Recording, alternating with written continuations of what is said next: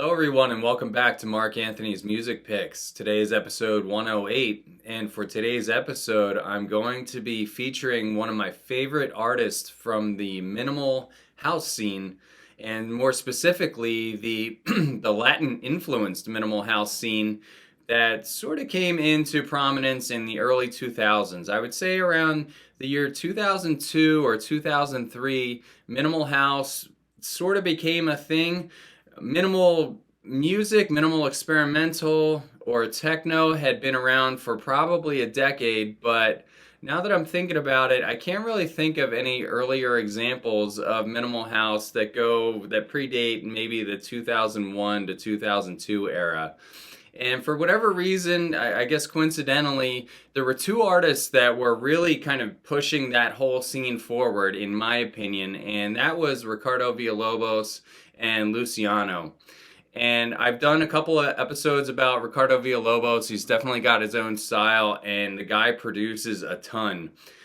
And I would say Ricardo and Luciano were sort of running in parallel as we went through the early 2000 to 2010 period, basically popularizing Latin minimal house. And people say, oh, you shouldn't try to compare two artists. Well, I'm going to compare them just for the sake of this episode because I think it'll make it more interesting.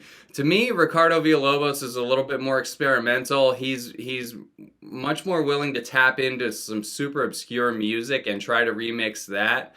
Whereas when I listen to Luciano, I get more of a classical training kind of vibe from him. Like, he tends to be a little bit more symphonic and incorporate more musicality into his productions that to me make the average Luciano record is a lot more listenable than a Ricardo Villalobos record. As far as like a Ricardo record, like I've said this before, it can be a little bit if you're not in the right mood for it, it can actually be a little bit agitating in some regards or frustrating when you listen to it. But I never get frustrated by a Luciano record, at least none of the Luciano records that I own.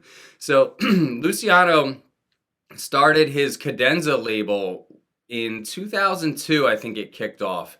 And that catalog, to me, I would say from 2002 to 2008 is some of the best minimal house music that's ever been released.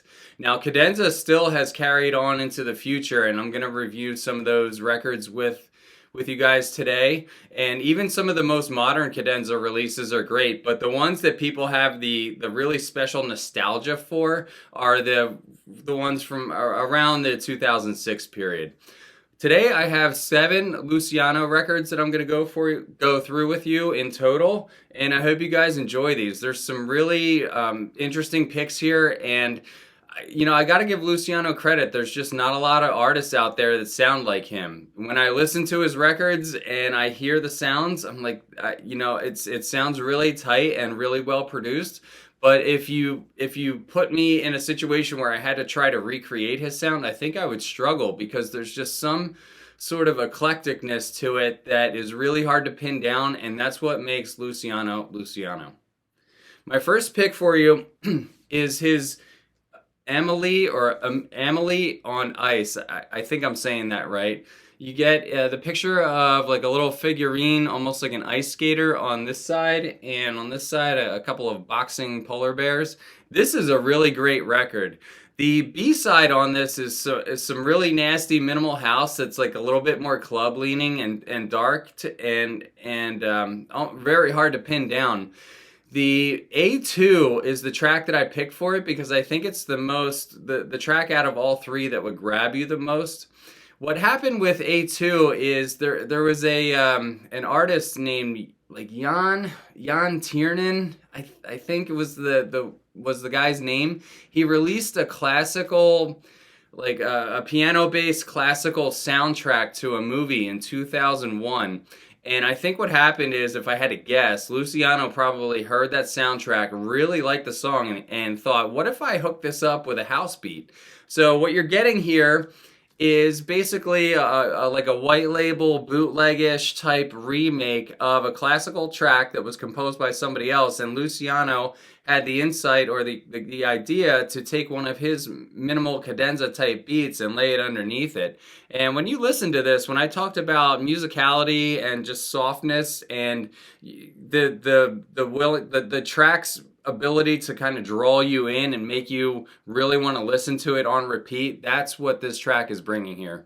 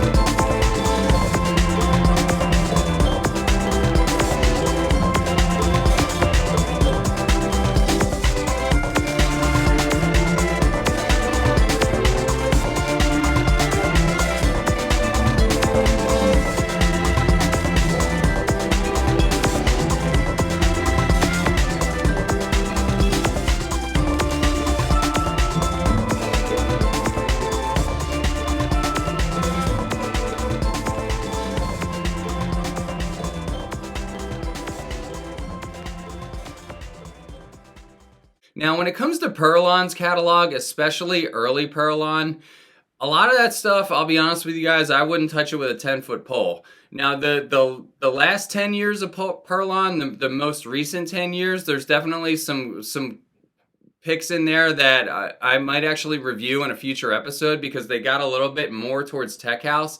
But early Perlon can be really wild, and to me, I'm just like, I don't get it. Like, I listen to a lot of them, and I find them to be very, very difficult to listen to, and I don't think they've aged very well at all. But that being said, this one came out in 2003 and is still a stunner to me. This is Luciano paired up with Matthew Johnson, making a track called Alpine Rocket. And I challenge you to come up with another record that sounds anywhere in the ballpark of this. I mean, this is definitely a standout in Luciano's catalog, a standout in Matthew Johnson's catalog. There's just something epic and kind of soaring about the kind of stabby melody in this. And to be honest, if you told me that this was influenced or co-produced by James Holden or Nathan Fake, I would totally believe you. Glitch was a part of the electronic scene in the 2000 to maybe 2004 period, and it was pretty popular, almost like influencing other genres like tech house as well. And this is an example of glitch-infused tech house. If you look at the early Border Community releases, like the first 3 or 4, where Nathan Fake did Outhouse and James Holden did A Break in the Clouds, you can hear that influence really echoed strongly in here. This is a 10-minute record, and the structure of it is very complex. And one of the interesting things about it is when you get down to the last 3 or 4 minutes, it's almost like they decided to just change the concept and alter the beat to have it shift into almost like a low-riding tech house beat. It's a very interesting journey as it moves through all 10 minutes of it. A lot of 10-minute minimal records out there are pretty much static and boring.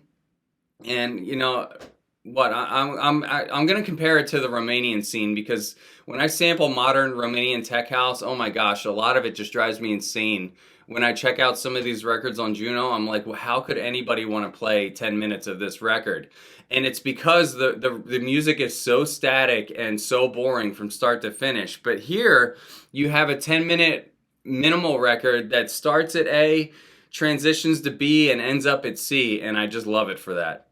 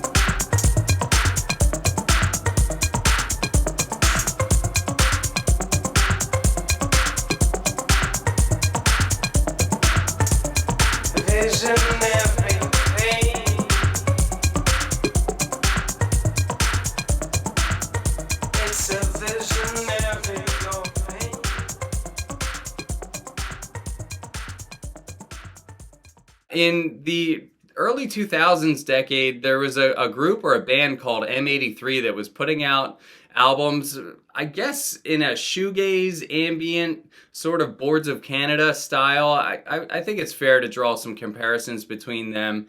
And they were pretty popular back then. M83 had a cult following. Now, Luciano, I guess, jumped on top of that bandwagon and did his remix for an M83 song called Teen Angst. This came out in 2005, and I discovered this track by listening to the 2008 Luciano Essential Mix, which was almost like a Luciano showcase of him and his friends. There were a lot of Cadenza tracks. Some of the biggest Cadenza tracks that were ever released are in that Essential Mix, and this was in there too. And this is a 10-minute I would call it like a Cadenza fest, because if I wanted to typify the classic Cadenza beat of 2005 to 2008 period, it would be the underlying beat of this track. I love the melancholy vocal that sings and kind of sweeps in the background. It kind of creates a somber feeling of you're not sure if you're happy or you're sad, like kind of grief and mild pleasure mixed together in some weird way. That's what this record generates inside of me, and I hope you guys enjoy this one too.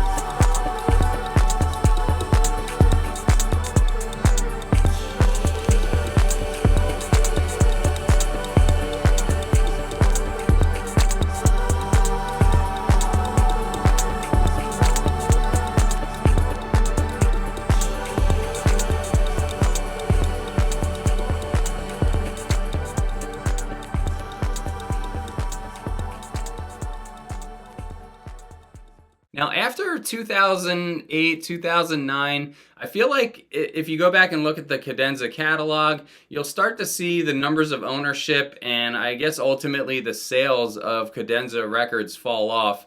And I don't think it actually has anything to do with Cadenza's catalog. I think it's just that people in dance music are very fickle. The trends maybe stick around for 3-4 years and then the popular trendy thing shifts. Like right now in where I live, everybody wants to play hard techno and everybody wants to play fast, right? That's the thing, but that isn't going to last, and 3 or 4 years from now it's going to be on to some other thing. I don't know what the next thing is going to be, but I feel like the wave, Cadenza caught the wave and Cadenza stayed the same, and then the wave came out from under it and they continued to release great music but just with less sales. And I don't think that's a bad thing. I like it when people stick to their guns.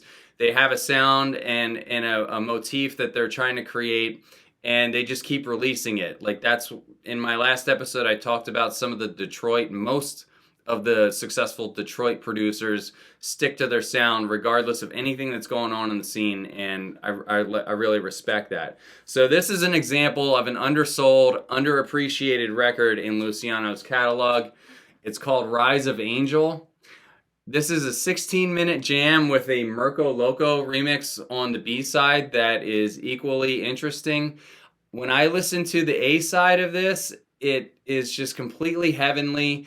And for whatever reason, I picture myself listening to it by myself at home with all of my windows open, maybe on a really nice spring day. And if you've ever kind of laid around on a Saturday afternoon or a Saturday morning with the windows open and you can hear some birds chirping outside and the air is coming through the windows and you take one of those little 10-minute power naps, this is a record that I would like to sort of fall asleep to and also wake up just when it ends. This would be the ultimate refreshment record for me.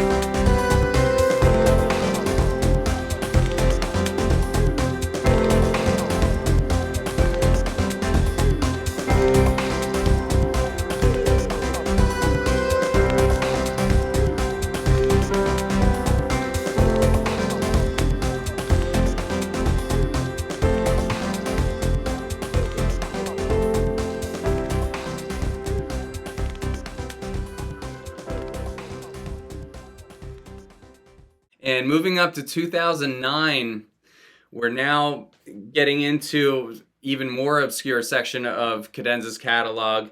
This is, I think, also underappreciated. This is Guy Gerber's take with Luciano, and the track is called Archangel or Archangel, if I'm pronouncing that correctly.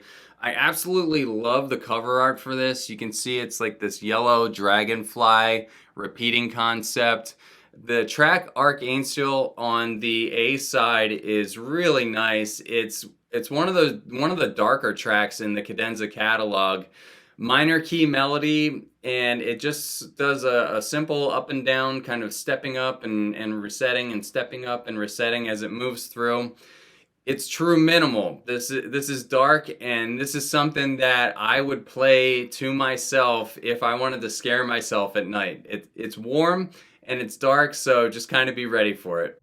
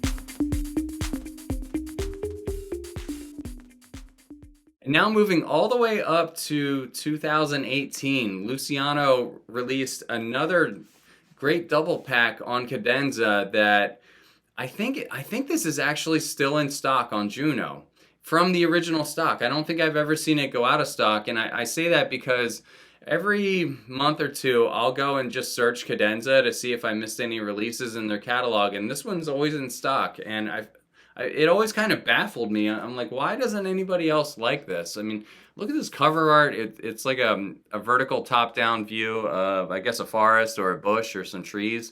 And I think this sort of encapsulates the sound that's inside. You get a very atmospheric, Balearic type vibe here. This isn't one of Luciano's clubbier releases, but in terms of its musical strength, I would put it up there with anything else in his catalog. My choice on this is the A1, and it is titled The Amazing Lilu. And I guess Lilu is his daughter, and I guess he uses his daughter as inspiration to write the song.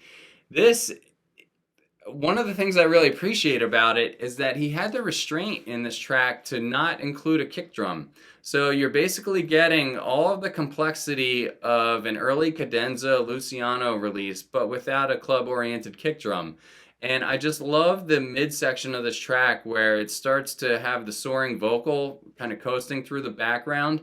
And on top of that are all of the little high frequency squeaks and little glitches and tweaks that only Luciano knows how to create. When I was talking earlier in the episode about if you put me in the studio and you tried to have me make a track that sounds like a Luciano record, this is where I would, out of all of them, this is where I would fall the most short, because there's just so many little like tweaks and decorations just added to it that I can't even imagine where to start to generate this type of sound, but man, does it sound good.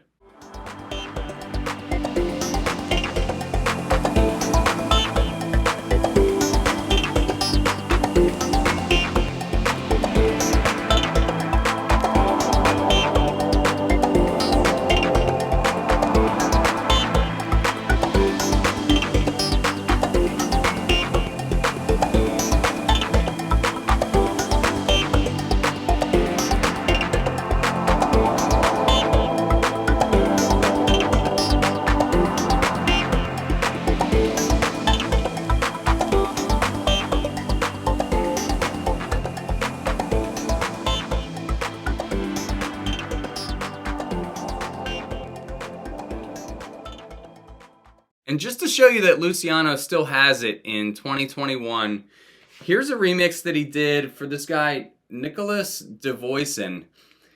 It's a 4-track EP on here, and to be honest with you, the only reason I bought it is because it had a Luciano on it. I don't really care for any of the other remixes aside for the B2, I think is like my second choice on this record.